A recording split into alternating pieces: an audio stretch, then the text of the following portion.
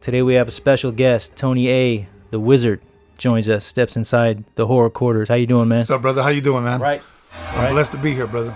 Appreciate you coming through, man. How'd you get that name, the Wizard, anyway? Curious. Years ago, I want to say like in 1988, back in the days, people had certain like DJ names. Mine was just Tony A. It was just kind of a boring name. And my manager at that time, Steve, told me, you need something exciting or something that somebody could know you as. There was a guy named Dr. Scratch. There was a guy named Magic Mike. So he wanted something like that for me. So one day he calls me up and he tells me, TT Wizard. And I go, what the hell is that? And he goes, the Turntable Wizard. He said, because you're real quick on the turntables. Okay. And I said, okay, Steve, we'll roll with that. And Stuck. It stuck. I don't mind it, but I keep it because that's what people know me by. Okay. Well, Tony heard about the podcast here through Vince, through Brian, and got in touch. That's how it all came about. Man, I appreciate you coming way out here from Wilmington just to be a part of this. I appreciate you having me, man. You know, when I saw some of your episodes and I saw your collection of masks and what you have and what you guys talk about, that was like right up my alley because everybody thinks that everything I do is just hip hop, you know, but there's a lot of film in me that was instilled in me by my dad as a kid. Okay. And Halloween was one of those, right? Well, growing up, Halloween was my favorite holiday. It was weird because in elementary, my mother dressed me up like the devil 3 years in a row. I don't know if that was a hint. Right. You know, third grade, fourth grade, and fifth grade, I was the devil. And we always had homemade costumes. So homemade costumes were the best. So, yeah. Okay. Yeah. Those are some of the scariest ones. You can see like some of the older pictures that you'll see online of these makeshift costumes that these kids were wearing. And they're scarier than most of the costumes now. Yeah. They'll be, I don't know, they have like potato sacks over their head with eyes cut out. But just the way it looks, black and white pictures, they're actually the freakiest. But anyway, so tell me about your memories of Halloween, 1978 version. Well, I remember I was about 10 years old. And my mom dropped us off at a theater in the city of Carson, California. And it was called Carson Twin Cinema. And me and my younger brother, who was at that time, he was about 8 years old, they dropped us off and we get to watch two movies. You know, it had two theaters in it. Each theater contained two movies. And I wanted to see Halloween because Halloween had always been my favorite holiday.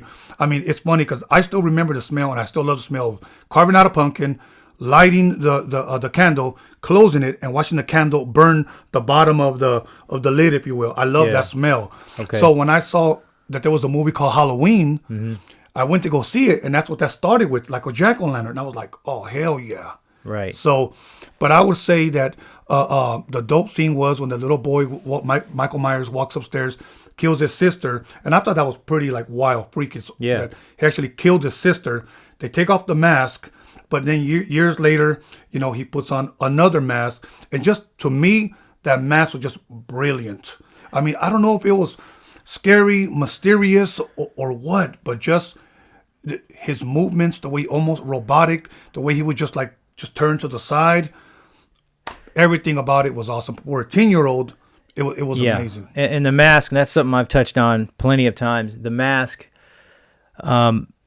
it's like a good friend of mine said, it's like being killed by nothing.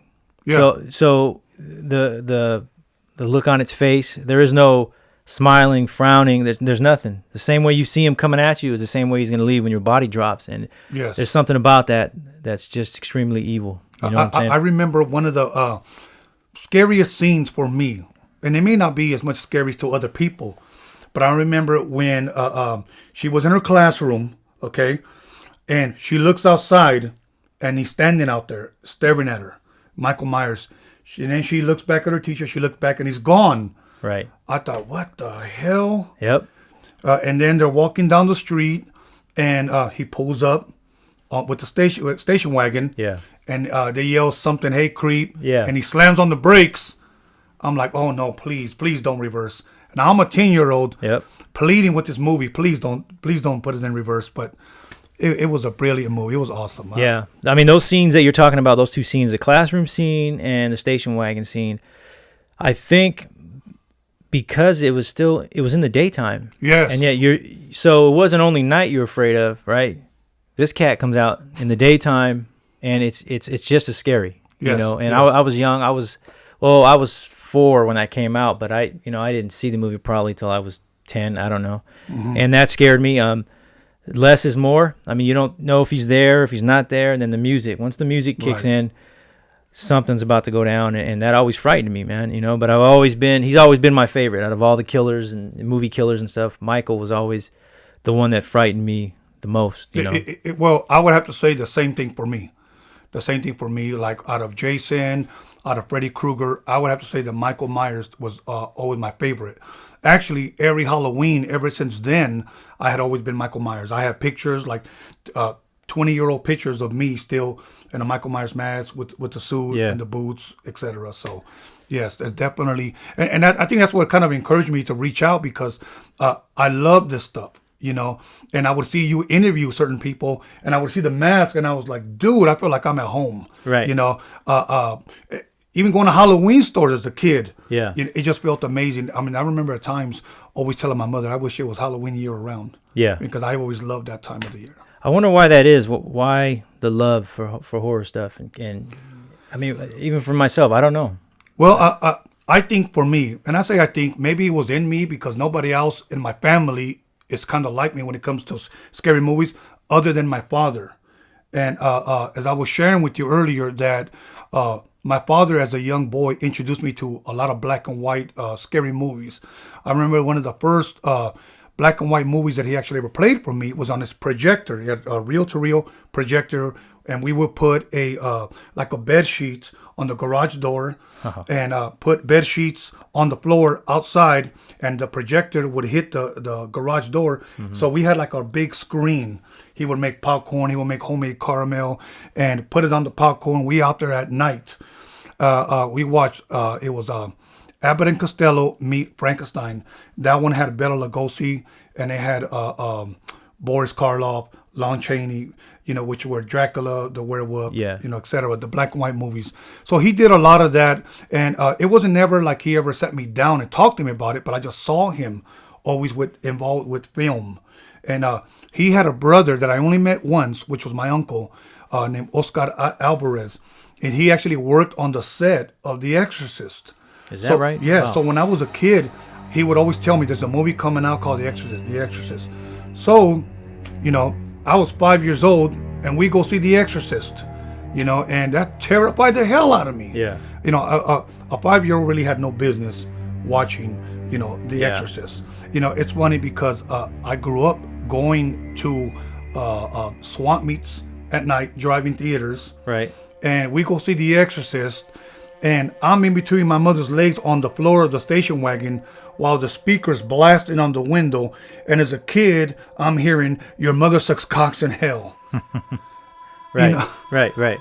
And I think stuff like that really, really traumatized me. So I kind of like the stuff better that my dad introduced me to. It was a little bit more safer. Yeah. I loved the Dracula. God, I forgot, Bela Lugosi. Okay. When you first came in here, I noticed you pointed out the Warlock mask. Yes. That's from the second one, which I think it's they're close. I mean, most people pick the first one over the second one, but what do you think? I like this one. I remember when I first saw it online, and I thought that was dope, but I didn't know how to go about it because the guy that was showing it wasn't selling it. And then I happened to see it on your page, Yeah. and I thought, what the hell? I got to see that. Yeah. Because I collect masks, and I have at one point I had about 40 masks. Now I have about 20. I sold a couple of them, and I should have never had. I had Texas Chainsaw Massacre, some Freddy Yep. Kruegers, and I had a couple of Michael Myers, but this one I've actually never had. Okay. Mine was a little bit more like this one down here, Okay. but I love this one. What did you think of the movie, the second one, in the hospital? Part two? Yeah. I thought it picked up right where it left off. It was funny because as a kid, it's a continuance, and though it was still somewhat scary, the only disappointing part that I thought of the whole movie, which I thought did not fit, was at the very end when they played Mr. Sandman. Oh, yeah. I just thought to myself, like, how does that fit into this? Yeah, I'm glad they played that at the end at least, because I think if they would have played that any earlier, it would have really ruined it, right? So, Right. Yeah, I agree. That didn't really fit, and that kind of was a song they used in other ones past the second one, but I wasn't a huge fan of that, Right. But the second one to me was I don't know. I mean, they showed a lot more gore, but I'd say it was close to the first one. You know what I mean? I still say that the best ones are the 1 and 2. Yeah. Even though it's one night, now that I get older, I always think to myself, damn, that was a long ass night. Right. It was a long night. But it was still dope. I enjoyed it. They shot that 3 years later, and then they put a wig on Jamie Lee, kind of like a not too good looking wig, but that's what she was rocking pretty much in the whole movie. And that one there, I think they shot it in an abandoned hospital. I think they found somewhere down in Pasadena. Okay. And they were having problems with the sound because of the airplanes that were. Oh, okay. Just the scheduling of the airplanes, but I thought that was solid. The ones past that, like 4, 5, 6, man, I couldn't really get into them, man. Well, let me say this. First of all, growing up, I always wanted to go to Haddonfield, Illinois. Yeah. I truly, truly believe that that's where they filmed it. Because you're thinking that's what they're telling us. Yeah. As a kid, so I'm thinking, when I get older, I'm going to get some money, and I'm going to go see the Michael Myers house. It's probably still abandoned the way it is in the movie. Right. That's what I was thinking. I'm going to go to Jamie Lee Curtis. And then, as I get older, I think to myself, no, I find that it's in Pasadena. Right. And I'll be honest with you, I was kind of really, really bummed about that because I really wanted to go to Haddonfield. I really thought that place, those houses really existed there. Yeah. Okay. But now moving on to 3, 4, 5, and the 3 was horrible. Right. I don't even know why at least in my opinion, why they even considered it a part of the Halloween collection, if you will. Yeah. And then the other ones, the one I didn't bother watching, and I kind of just I rented it. That's what I did. The one that came out with Busta Rhymes. Yeah, and, that was 8. and I was thinking to myself, okay, now this is a spoof. This is a joke, Yeah. So when I found out they were making this new one, I was ready for that one. What'd you think? The new one? Now, I seen your last episode, okay, about that one. Right. I'm going to say this. I liked it, and I'm going to tell you why I liked it. Because I just wanted to see Jamie Lee Curtis one more time. And it's kind of like The Force Awakens. The music that they use was almost similar to Star Wars, that came out in the 70s. And I thought, man, that gave me that feel. Right. I thought this one, just by having her back, would give me that feel. And then this new doctor, I forget his name, he reminded me so much of... Sartain, yeah. Yes, of Dr. Loomis, okay? I thought the voice were kind of somewhat similar. I was glad to see Michael Myers without a mask. I mean, I was dying for the camera to kind of go to his face. Okay. It kind of tripped me out that the guy was yelling at Michael holding the mask. I thought, I didn't really care too much for that part, but at least that we got to see Michael without a mask. So there was a lot of good and bad out of it, but overall, I enjoyed it. Yeah, I mean, I've shredded it over and over, but it's part of the family now, So I watch it quite a bit. It's kind of like a pair of shoes that I don't like as much as maybe another pair of shoes. Right. You know what I mean? I'll still rock them. Right. Right. But I had my issues with it. I'm excited to see what they're gonna do with the next one. I guess they're gonna do another one. And that was. Now I had a question for you. Yeah. Was do you believe that there is a next one? And and do you believe that it's possibly going to be the girl, or Michael got out? I believe that Michael got out just because of at least with the edit, when they cut back to the fire where he was standing, he's gone. What I would probably do if I was writing it or brainstorming about what can we do to get Michael out of there. Yeah. It was an old structure she lived in, right? Maybe the fire broke a hole in the wall or something caved in. Maybe that's how he got out. I mean, they can come up with, some different things. I hope it's not the girl. I hope not either. I hope not either, because we've seen some where it's the girl. Yeah. What I was thinking, because at the very end of the movie, when the girl runs to the truck and the truck stops, they never show the driver. That's a good point. They never show the driver. So they take off the knives in the back. So I pointed out to a couple of my buddies that we kind of watched it all together. And I said, look, they never showed the driver. It could have been him, and she never seen him without the mask. Wow. I never thought about that. Yeah, so they never show the driver. And I was wondering, why is she running away from the house anyway? Why is she jumping in the back of the truck? Now, if they went there, That'd be very interesting. Yeah. Because he can drive. I Yeah. mean, we've seen him drive, right? So, wow. And she's never seen him without the mask. That mask could have burnt off or something. Sure. And then he has his own knife in the back. Right. So That could be, yeah, that could be it. I mean, because they've done stranger things, like at the end of 7, that led you to the Busta Rhymes one. Remember, they changed the whole ending where it was the ambulance driver with the mask, and she cut off the wrong head. right. So it's Hollywood, right? They can come up Right. with anything, man. So nice shirt, by the way, man. Oh, thank you. I had this done specifically for this show. For this show. For the, Wow. Jason and Michael Myers, because I'm a huge Michael Myers fan. Wow, man. I don't know if you guys can see it, but here you go right here. Wow, So- just for the show, man. That's incredible, man. You know, Jason was always he was fun. You know, he didn't scare me like Michael, but you know, I've invested in all Yeah. of those. You know, what about you? Yeah. Well, you know what? I have to say this, that I watched the first Jason movie and I became a fan because I like these guys with masks. Okay. Yeah. But throughout the years and I continue to see him, I'm like, all right, already, you know. But I still like it because it was horror. Right. You know. But it's funny because if you watch stuff like some Michael Myers, some Jason, some Freddy Krueger, it always seems like they all get killed while they're boning. Yeah. You know, Yep. so it was funny. I shared that with a friend of mine, and one of my friends tells me, "Well, I'm good because I haven't gotten laid in over 5 years." Yeah. So he's fine. Yeah, he's fine. Okay. So yeah. So I understand you're trying to put together a horror project yourself. Yes. Okay.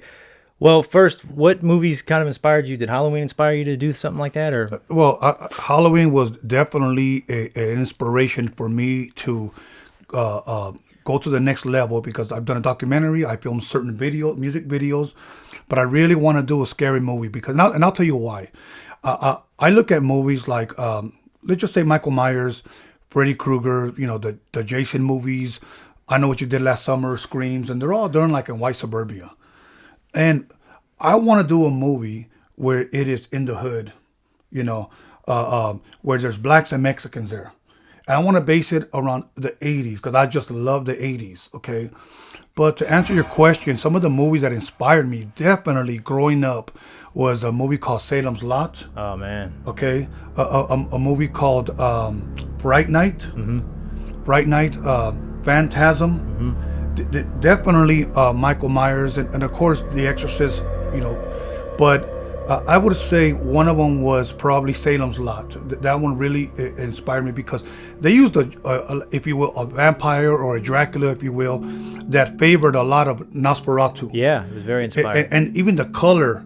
And I'm thinking to myself, man, I want to bring some of that back, you know, because as being a hip hop producer, I was a DJ and a hip hop producer. A hip hop producer, when music first started, we would take little samples, a snare, a kick, a hat, and we would combine it to make one song. And sometimes, I mean, that's how like NWA projects came. We're all samples. Right.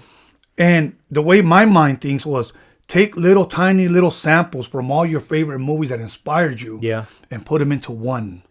And that's what I want to do. I want people to say, wow, that looks familiar. I don't know where it's from. Oh, that was dope. I've seen that somewhat before. That was original. And in the time of the 80s, make it a little bit different. And actually, I want to base it in the city of Inglewood because I love the housing over there. But it's got to be definitely in the 80s. Well, let me ask you. So it wouldn't necessarily be a spoof. It would be just horror in this neighborhood now, right? So, Yes. And so, what do you think what are you reaching for? Is it going to be a different type of a different way that people are going to fight this guy? Is it to be a different behavior, you know, towards this cat, you know? Most definitely, because in this neighborhood, the way I have it pictured, we have blacks and Latinos living in the same neighborhood. Right. In the 80s, you know, around these nice old looking dope houses. So this horror movie, I'm very interested in because you're right. A lot of it takes place in the same type of neighborhoods. Do you think this killer would be successful in this neighborhood? Oh, I truly do believe that it would be successful because, you know, and, you know, a lot of times we see scary movies where it's just noise, like somebody would just turn around and they'll hear a dum. Right. And that scares people. This is going to be a little bit different. It's kind of like a Michael Myers, like what we talked about earlier, during the day. You know, this guy drives around, this guy walks around, he could just be standing somewhere. Yeah. It's going to be that type of scary, if you will, where it's just not going to be, but this guy's literally going to move like a person. You know, like an actual person. It's not going to move like Michael would, almost robotic in a sense, which was dope. Yeah. Not to take nothing away from that, but I want to make a little bit difference. And the character is going to look a little bit like the old vampire that they used on Salem's Lot. That was a slash of Nosferatu, if you will. Right. I'm going to give him a dope look. And I gone to a couple of conventions where I kind of pitched the idea of a lot of makeup artists. Yeah. And I kind of told them what I wanted, how I kind of wanted to do it. They said, that'll be easy. They said, give me credit and I'll do it for free. Okay. So what I would like to try to do is shoot maybe like a 1 or 2 minute type of trailer or what they call a sizzle reel. Right. And try to shop it and see, who bites. Yeah, that'd be very interesting because it'd be like, the killer, depending on how you're going to evolve him or where he's from, if he's from this type of area, he may be able to fit right in. You know what I mean? It just depends, and then Right. It depends how people are going to handle him too, the victims. Are they going to, want to fight him back, fire back, run? I mean, Towards the end, there is a posse that gets together, blacks and Latinos, that go looking for this guy. okay. And what's going to make it so dope, me being involved in music, is going to have a lot of 80s music. Okay. Like I have this one scene in the city of Carson. A concert took place in 1987 where NWA performed there. And there was only maybe like 200 people there. My buddy actually has the footage of that show. Yeah. Dre's never even seen this. Okay. And I told him, hey, man, would you be interested in allowing me to take a little snippet of that and recreate that scene to put that in the 80s movie where they're going to, a guy has a girlfriend and says, hey, I'm going to take you to a show, but I'm going to go check out this new group called NWA, and kind of add somewhat the hip hop element to the movie to try to bring in somewhat of a, not only older crowd, but a younger crowd to a new movie. And so this is going to be blacks and Latinos. It's going to be filled with a bunch of dope 80s music that came out during those years. Wow, man, I can really see that working. Very interesting. Yeah, and let me tell you something. This has been nice where I just been laying there while I was editing my documentary, thinking about this. And I'm constantly pitching these stories to my editor. When we're editing and fixing the sound. Yeah. What do you think about this? Oh, that'll be dope. What do you think about this? There was the other day, because I already got the location where I want to shoot my first scene. I go, just bring your camera, man. I just want to show you where he's going to stand with the first scene. And he's like, all right, let's go. Yeah. But now I would definitely need a nice budget because there is a show that actually inspired me for its lighting. And it was, I don't know if you're a fan of Grimm. No, but I've seen the trailers and stuff for it. The very first episode of Grimm, they're outside at night, and the lighting is incredible. I mean, it's almost like they got like yellow, blue, and red everywhere on the streets. And I want to use some of that for some of these night street scenes, I need to make it very, very eye-appealing. Yeah. With music in a dope neighborhood. I mean, because, I just really want to come with something different. Yeah, man, that'd be great. And then have a nice score to it, too. Probably a good theme for that. Budget-wise, what do you think you'd need? Well, I'll tell you what. Here's the beauty of it, that I know so many people that I pitched this idea to that are willing to work with me. No charge, just for the first shooting of the 1-2 minute sizzle reel. Sizzle, yeah. And then let's see where it lands. I know a couple of people in the industry. We'll see how this documentary does. We're going to enter it in some film festivals. And if that opens up doors, then I have a better chance of possibly getting a better budget for it. All right. I know when you got here, we discussed Jaws, and I think that was your favorite or one of your favorite movies. That's one of my favorite movies. Yeah. Because one of my brothers brought home the book. Yeah. Of Jaws, okay? And of course, it had the shark with the woman swimming across.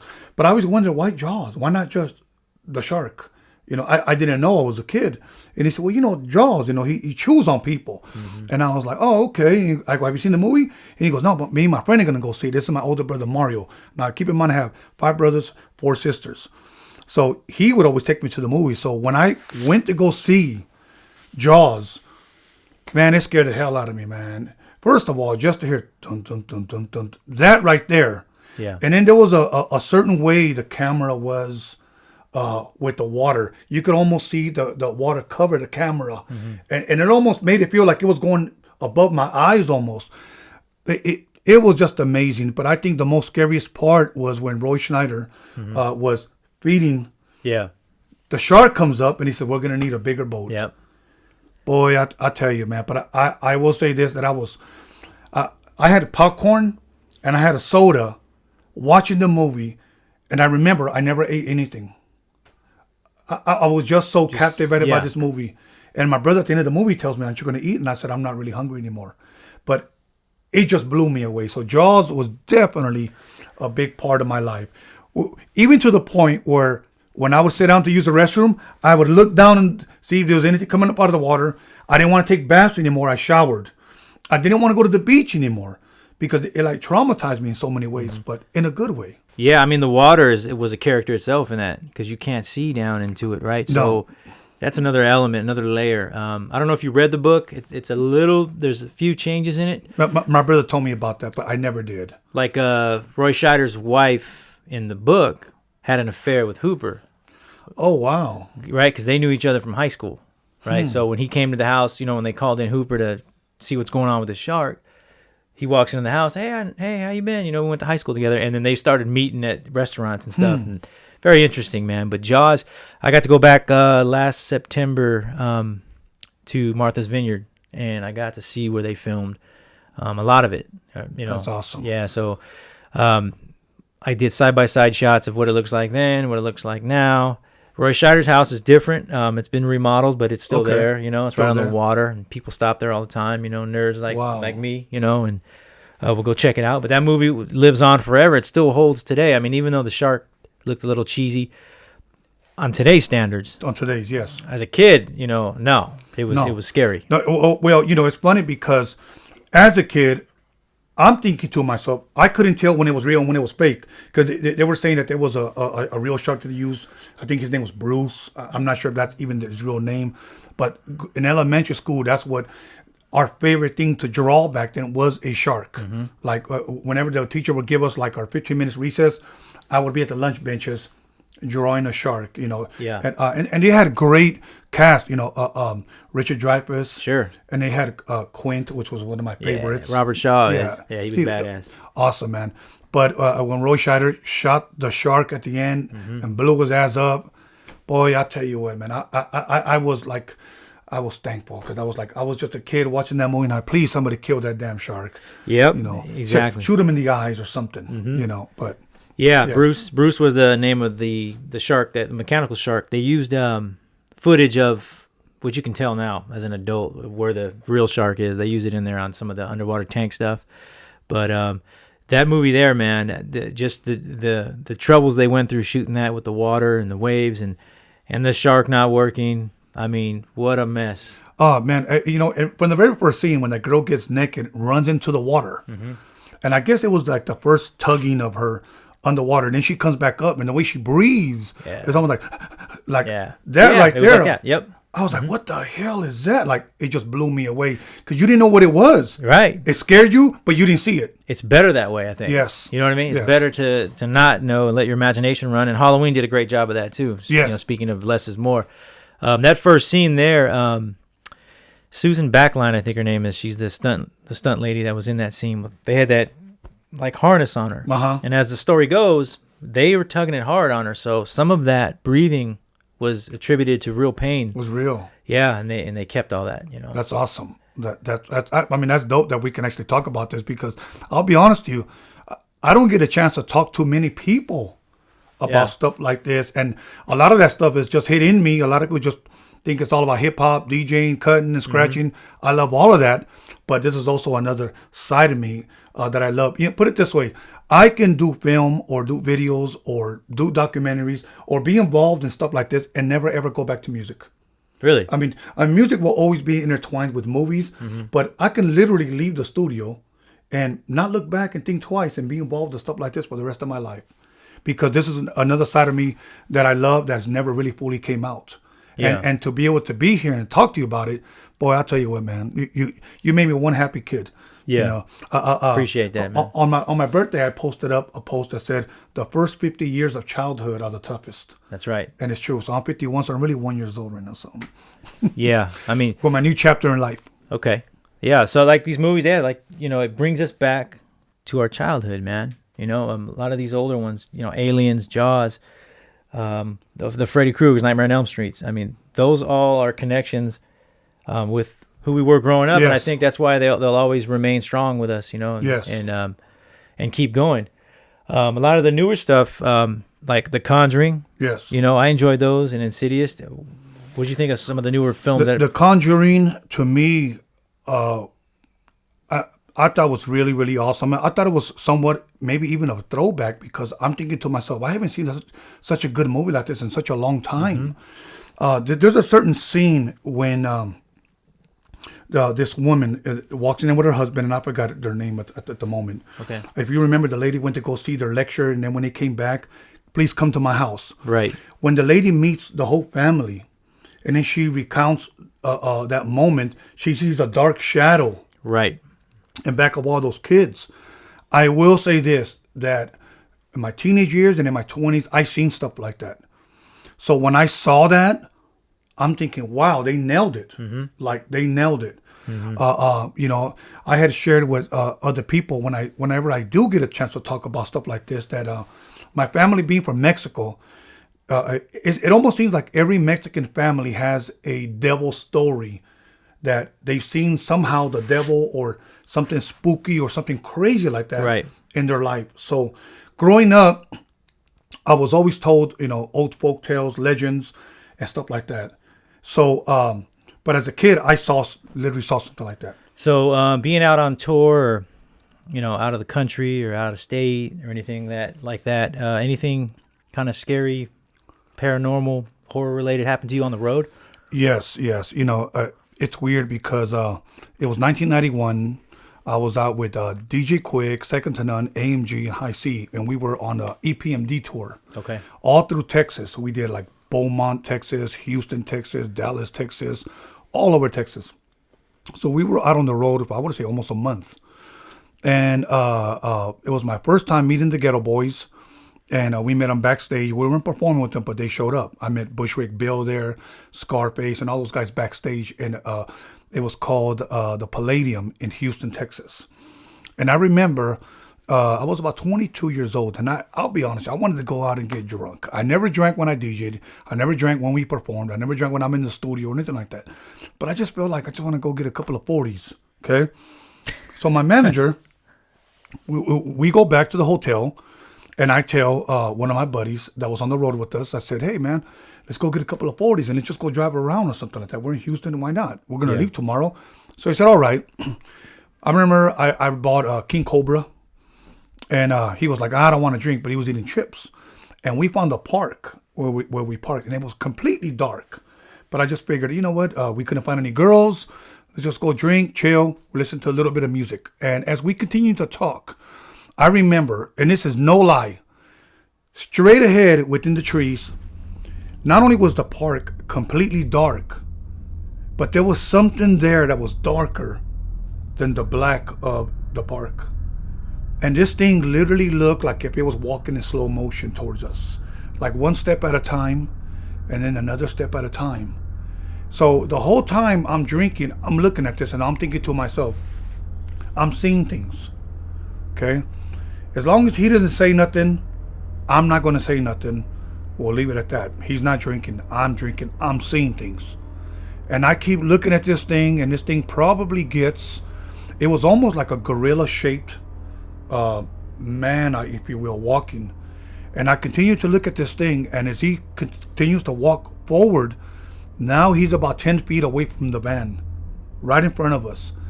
And all I heard was this guy's voice kind of crackle because he was so scared. And he said, Tone, man, what are you waiting for? And that's what he said. And I turned around. I go, you see it? He goes, it's standing right in front of us. So I turn on the light. I turn on the ignition, put it in reverse, and I just peeled the hell out. I took off, okay? And I told him, tell me what you saw. And he said, man, it was walking right towards us. It was dark. It was black. It was like a man. It was something, man. He goes, I thought you saw it too. And I was like, I did, but I thought I was the only one drinking. So we drove back to the hotel. We're probably about 20 minutes away from the hotel. So we park. We're sitting right there. I don't even want to finish my beer. We're just kind of like bugging out, talking about this. So finally, the windows are being fogged up because we're in there breathing and we're drinking. Oh, I'm drinking, if you will. And before you know it, he turns around and looks at his window, and he said he saw somebody looking inside like this. And as he yelled, I turned around. I saw something run behind us. So what I did, I got out of the van and I ran back of the van, and it was maybe about 2 o'clock in the morning. This wasn't at the park anymore, right? No, we now we went back to the hotel. Right. So whatever it was, it followed us. So I was like, what the hell was that? He goes, dude, it was standing right here. It was standing right here, and it was looking in. He goes, you were looking at, I was looking at you, and you were looking straight ahead, but I just turned around and I saw somebody looking at us. So I thought, well, let's get back in the van, bro. And what did it look like? He goes, I don't know, but it was completely dark.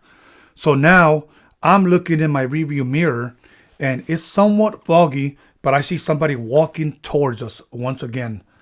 And I turned around, and he walks to the left, so now to my side. So now I'm afraid to turn around, to look at it. So as I turn around, there's nothing there. So I just said, look, dude, let's just grab our stuff and let's go back in our room. She said, all right. So the next day when we woke up, we told everybody that was on tour with us, and they all laughed. They all thought it was hilarious. Oh, you guys must have been smoking some sherm. Sure, you guys went on, whatever. But that was a real freaky story. I remember calling even my mother and telling her that. And she would always say, make sure you pray, make sure you this. Because again, every Latino family is superstitious, and they have their own spooky stories. What do you think it could have been? I don't know, man. But you know what? I will say this. One guy twisted my arm one time and told me, do you believe that there is evil? And I said, yes. Do you believe that there are angels and demons? And I said, yes. So do you believe that there are actually evil spirits that could possess people? And I said, yeah, I truly believe that, because there's no other way to explain the things that I have seen. And I'll be honest with you, I've even seen them in recording studios. Those dark silhouette shadows. The best way that I can describe it was, if you've seen the movie Ghost, if you remember when one of those evil people died, those dark shadows came from the ground, and they'll take them. These didn't make no noise, but many of them were of different shapes and sizes. Some were short, some were bigger. And it's weird because I went to one of my friend's house years ago, and I spent the night there. I didn't want to come home.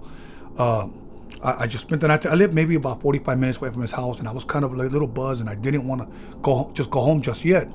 So I spent the night on his couch, and I'm waking up, and it's completely dark, but there's something standing on the door, right in front of the door, and it was taller than the door, and I remember seeing his arms and his legs like this, like you're not getting in, type of deal. And I just sat there, and I was just like looking, okay? So I don't know why I did this. I rolled off the couch, and I slept on the floor, and I just covered myself. This was several years ago. But this thing was freaky because I did feel an evil presence. For the first time now, I actually felt an evil presence. I'm laying there with my head covered in blankets. All of a sudden, I feel tiny little legs stepping on my legs. And I'm thinking, what the hell is that? So this little kid says, Daddy. So I look, and it's my friend's daughter. She must have thought that I was her dad sleeping. And I said, yeah. She goes, I'm afraid in my room. Can I sleep with you? And I said, yeah, hold on. So I call him. I said, Derek. So he comes out. Oh, what's going on, man? I said, hey, dude. So I explained to him the whole deal. Right. He said, what room? And I go, that room right there. And he said, okay. All right, cool, man. Later on, he tells me that him and his friend were doing some stuff in there. And his friend said, this can invite evil spirits. I'm just letting you know. His friend told him that. His friend told him that. And I said, well, what did you guys do in there? And he said, he read to me certain things from certain books. He would call them philosophers, but later on I found out it was the Satanic Bible from Anton LaVey. And he said that he would read to me certain things, and he was showing me how he levitates. And I said, so you actually saw him levitate? And he said, yeah, bro. And he goes, he showed me how to do it. But he did tell me that by doing certain things like that, you can invite evil spirits. Up until that point, he said, I didn't notice anything. I go, what did you do with that? And he goes, right there in my daughter's room. She even felt it where she walked out. So I said, well, you're going to have to do something because I'm not staying, bro. Yeah. So, you know, I ended up leaving. So those were pretty much some of my scary moments. So seeing stuff like Conjuring, seeing stuff like Insidious, a lot of that stuff is very, very familiar to me. Okay. You know. Because you can kind of relate. Yes, for the stuff that I've seen. Can I explain it? No. But, you know, I seen it. Nevertheless, what you described in the doorway, right? That was, yes. Remember in the first Insidious, yes. that demon standing next to the boy. Yes. And he kind of points, you know, his arm goes that way and he points towards the boy. Exactly. You know, that's what I pictured when you were describing that. Yeah, and he had his arm, almost like you're not getting in. Right. You know, but the thing that scared me the most was her little feet. Yeah. You know, stepping over mine and then saying, Daddy, I mean, I was like, well, you know, what the hell is this? Because I'm covering my head. And then he goes, Daddy, and I was like, yeah. And he goes, can I sleep with you? I'm scared. And that was pretty freaky, you know. Okay. Wow. You know, you mentioned Salem's Lot earlier. That was another one, man, when I was a kid. Yes. That scared me. You know, that was Stephen King, and I think that was like a 3-hour TV event or whatever it was. But that, you know, that vampire, yes. right? And I remember even like the guy that's sitting in the rocking chair, he's already turned. Oh, man. As a kid, you know, those thoughts, man, and those visions of that and those memories of that scared me, man. Like, remember he tried to kill the vampire with a stake and he raised up? Or what about the little boy above his friend's window, right? Flying in? Oh, man. That shit scared me, man. And you know, it really terrified me because he's knocking. He's saying, hey, let me in. Yeah. Let me in. And I'm thinking, no, hell no. You know, and then he lets him in. Okay, the clouds, the music. Yeah, man. But I'll tell you one thing from there that I really wanted to put into my film that some people may think is cheesy, some people may think it's corny, but that part you mentioned it, when he's rocking in the chair and he opens his eyes and they're glowing. Yep. I haven't seen anything like that lately in movies. So I thought, okay, you know what? I'm going to implement somehow something like that in my film. Yeah. You know, and I'll tell you one thing that really, really scared the hell out of me. And there was no movement. It was just a scene. If you remember, when he's digging the hole, or if you will, he's throwing the dirt at the funeral. But something tells him, jump into there, and he opens it, and there's that boy laying there like this. And it was an aerial view looking down. I thought, that's a great shot. Yeah. And I thought, I'm going to use something like that. And then he wakes up. Yeah, dude. And bites him, dude. I mean, that movie right there was, what to me was amazing. And, I mean, I have it on Blu-ray. I have a collection of horror movies. But I thought that movie was awesome, man. I mean, there's so much that you could take from that movie. Another movie that I really liked that had to do with vampire was Fright Night. Oh, yeah. Fright Night was another dope movie. Humor in it, but it was somewhat serious. You know, but overall, it was just, you know, Peter Vincent, the famous vampire killer. Yeah. You know, I didn't care so much for the new remake. I didn't see the new one with Colin Farrell. Yeah, I would say it's worth a watch. Okay. It's worth it's. I always like to say it's rentable or wait for it on video, even though nobody buys videos anymore. Right. It's DVDs, but it's worth a watch. Okay. I thought it was pretty cool. I bought it because I'm a Fright Night fan, but there's no comparison to the first one. Did you see 30 Days of Night by any chance? Yes. I like that one. Did you like that one? Yes. It's funny because one of my favorite quotes on there was "No God." No God. Yep. Right. That was really, really dope. That's another. I love vampire movies. So that one was another one that I do have, and I watch a lot. You know, that's one there, and there's another. Well, way off topic here as far as movies and Friday. So the reason why I'm bringing up Friday is the concept, the simplicity of the concept, right? So you got in Friday, 3 houses or whatever it is. Boom, that's it. And that's another thing of 30 Days a Night. The concept of it, one little town, right? That's it. One small group of people, and the movie just was incredible. The concept was great. I saw the making of it, and they built that town and everything, and made it into just like a small little, a little town. And these vampires come for 30 days or whatever, right? Because the sun doesn't come up, and that's the story. That's the story. You know, and the no God part. that, that's a scene that just sticks out. Yeah. When I think of that movie, I think of that because she was like, "What? No, oh God, oh God," and he's just like, Absolutely. That was really, really dope. I mean,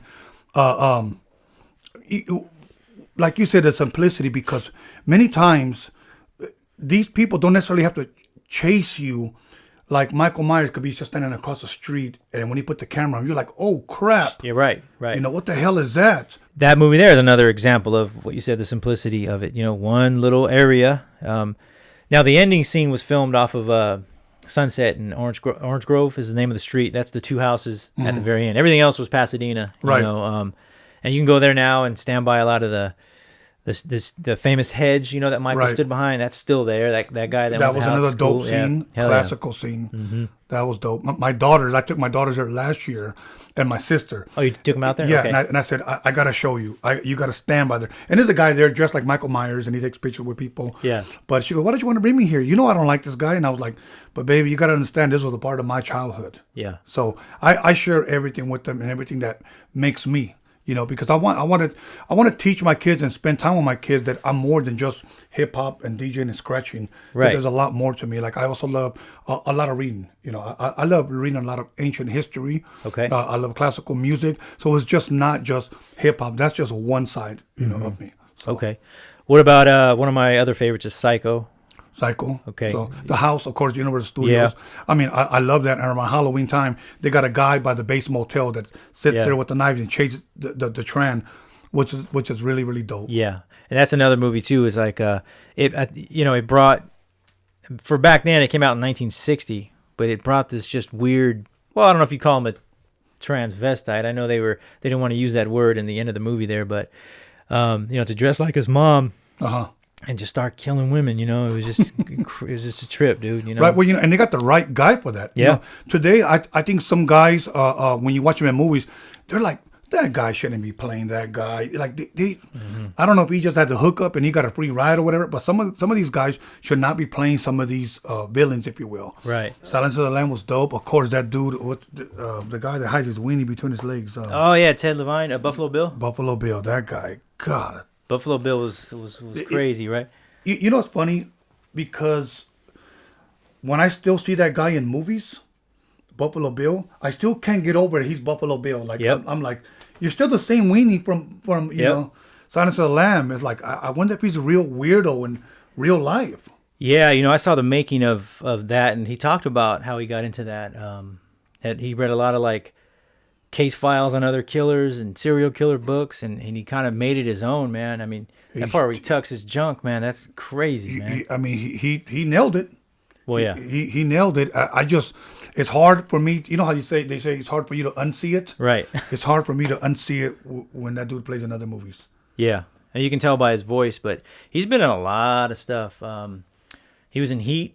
Mm-hmm. He was in The Hills Have Eyes, Jurassic World, that second one. And it's always that same voice, huh? Yep.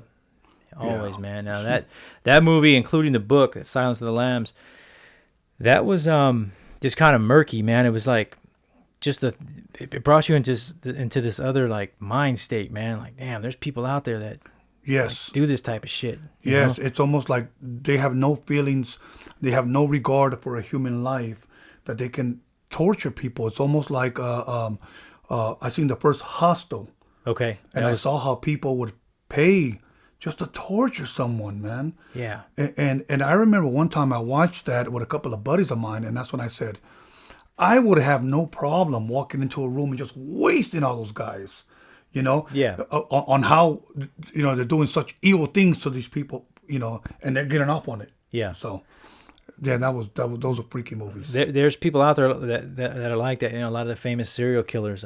Dennis Rader, the BTK guy. I mean, he would just go kill people, man. Mm-hmm. I mean, he would get off on it, but he wouldn't necessarily rape them, but he would strangle them and then do weird things and leave, like Ted Bundy. Richard Ramirez. Ramirez, man. He was another guy, bro. Everybody, at least during the 80s, they all thought that they saw him at one point. That might be him. That might be him.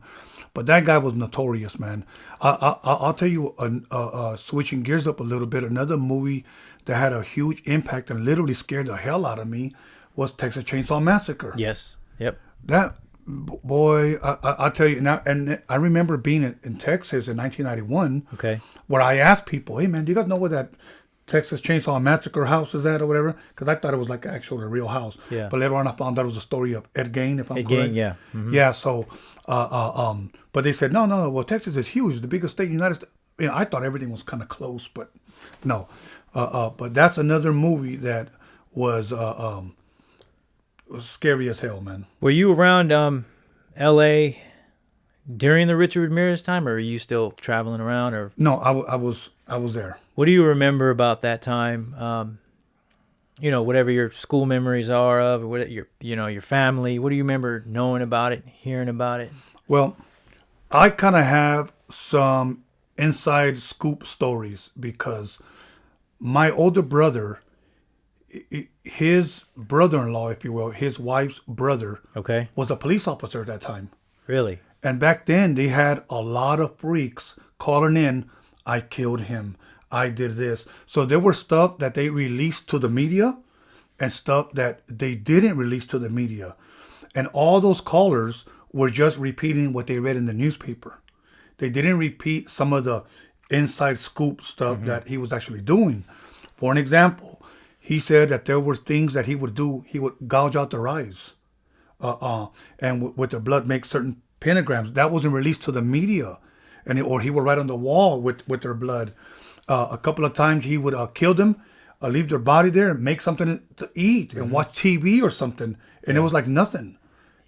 And they wouldn't release that to the media just Right. yet. So they're just, the media would only get like 2 people dead, somebody stabbed in the stomach, Right. or whatever. So when, and he was going everywhere. He just didn't stick in one place. He was going.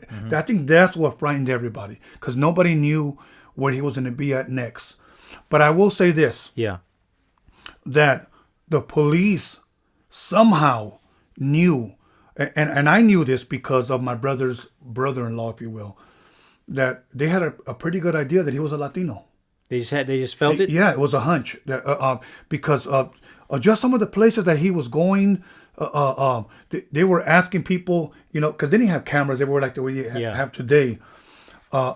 It was him. He was going to this dental place. He would go to this liquor store, and a lot of people started coming up where he was a Latino male. So all the descriptions that they were getting from these liquor stores, these places that he was going to, Yeah. For an example, it would be like if I had come to your liquor store and said, "Did anybody around this time, around this a tall Latino Hispanic man?"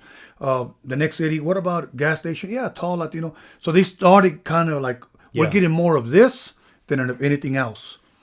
So I remember when he called my brother, and my brother called my family. He called your brother. Yes, not Richard Ramirez. I'm sorry. Okay. The police officer, his brother-in-law, and he said, "We have a picture. We're about to release it today and on TV." Yeah. So me and my whole family were watching, because they had somewhat of a sketch, Right. but this is the actual picture, and they showed it on TV, and it was a Latino. They were pretty much right on. Now nobody else knew, that Yeah. it was a Latino, but we had somewhat of the inside scoop because he was somewhat working on the case. I went on they had a Richard Ramirez Night Stalker tour. Now, by no means do I condone any of this, but Right, it's right. this stuff is I don't know if you call it fascinating, but this is stuff that I read about, and I went on a tour, and it took you to, it didn't take you to where he killed, but it took you to the hotel and to that liquor store, probably the one you're talking about. And there was a hotel near Skid Row that he used to frequent. And then we went to the house where they beat him up Yeah. and arrested him. So that was a time. I remember I was young, I don't know what year that was. Can't remember what year that was, but I remember way out in San Bernardino where I lived, I was afraid, Yeah. And Yeah, this is happening in LA, Yeah, everybody was afraid. And I remember that day when my brother hung up the phone and he told my mom in Spanish, turn on the news. He said they were about to release his picture. And I remember, 5 brothers, 4 sisters, all living in one Yeah. house. And we all kind of looked at him and were like, okay. Back then we didn't have remotes. You had to, Yeah. And there it was. There was his picture. I think they actually pulled him over at one point and didn't realize it. Pulled him over for something and Yeah, actually, I think they pulled him over twice. really, Yeah, twice, and they let him go. So, well, I think one of them, I think he ran. yeah, And then one of them, they ended up letting him go. But yeah, those are you kind of wonder like what would possess a person to do something like that. yeah, right. You know? But when this guy started saying "Hell, Satan," one of the boldest guys to ever say something like that in court. Yeah, This guy didn't care. yeah, You know, I saw an interview with, if I'm correct, not Jeffrey Dahmer, but the guy that would actually have sex with dead women. He would kill them, and they Ted Bundy. Ted Bundy. Okay. It was his last interview, and he wanted to give his interview to a Christian minister, Dr. James Dobson. I don't know if you ever saw that. No. It's available on YouTube. It was Ted Bundy. Yes. Okay. And he wanted to, I don't know if it was a confession, but he was admitting to where all of this started. Okay. Like how it started. And, according to him, whether it was all a bunch of BS or this was his way of somewhat making things right, I don't know. But he chose a Christian minister from Colorado, if I'm correct. And his minister is very, very, very famous. And he pretty much told them that it all started from soft porn, looking at magazines, from their videos. Mm-hmm. And he said, I seen so much of it that eventually I wanted to do it. He said, and eventually I wanted to do more. He goes, and I noticed that the more and more and more I did, Yeah. it was never filling me up. Like he needed to do more and more, and the next one had to be better. And that's pretty much how he, if you will, confessed, or his interview went. That's the movie that just came out with Zac Efron on Netflix last week. He plays him. Oh, wow. Ted Bundy. I didn't know that. He had the yellow bug, and he had a girlfriend at the time. He was going out and doing bad things. Yeah. Yeah. Jeffrey Dahmer's the same thing. I saw an interview with him where he was just so cool, calm, and collected that the lady asked him, if we would have never caught you, do you think you would have continued? And he said, absolutely. He said that he was thankful that he was actually caught because he knew that it had to stop, but he couldn't stop. He said it was like an addiction. I couldn't stop. Son of Sam. Yes. He's another one that supposedly he was quoted for saying when they caught him that he was telling the police, thank you for catching him. Mm-hmm. So he said, yeah, something to that effect, and something to the effect of like you got me, or you finally got me. And yeah. that was a time I was born in New York, and that was a time, it was before I was born, but my mom, she was cutting her hair and dyeing her hair because his victims were certain colored hair. Yeah. And I read a few books on that case. This guy started out just kind of walking the streets, and then he would just pick random people. Mostly it would be couples making out in cars. Yeah. You know what I mean? But the first two that got famous, the first two famous killings of his, because apparently he did it before that. He attacked some girl, but it was two women in a car. And he killed one and wounded the other, and that was in the Bronx. But then he was everywhere, Queens, Brooklyn. I mean, he spread it all out. And yeah, it's funny because back to Halloween, the way Dr. Donald Pleasance, the way he would talk about Michael and his serious voice, and he was so sincere, it was almost like it was real. Like, yeah. And I've seen certain people, during documentaries that would talk about Ted Bundy or Jeffrey Dahmer, and it reminded me of like Donald Pleasant when he talked about Michael Myers. It was like, when I looked at this guy was just pure evil. Like, he had no remorse, he had no regret, he had nothing. It was just like he was just empty. And that's why when I go back to little things like that why I like Halloween so much, because they had such a perfect cast to be able to get a doctor and to talk about Michael like that. Like, he made you believe that Michael was that evil. Very passionate. Yes. In his him following Michael and studying him. Very passionate. He was actually he was kind of scary too himself. Yeah. As a kid, his face, his eyes, and just the way, like you said, he was. Yeah. I remember seeing him as a 6-year-old boy. And, Anyways, we're gonna close this out, man. I appreciate you coming way out here to Haddonfield, man. Well, yes, it's been my long life dream to come to Hanfield, and I'm glad I finally did. Yeah, man. It was worth the drive. I loved every minute of it. I don't want it to stop, and maybe one day in the future I'll be back when I'm famous. Yeah, come on back. Open invite anytime. Most definitely. And we'll see each other again. Appreciate it, brother. Thank you, brother. Thank you so much.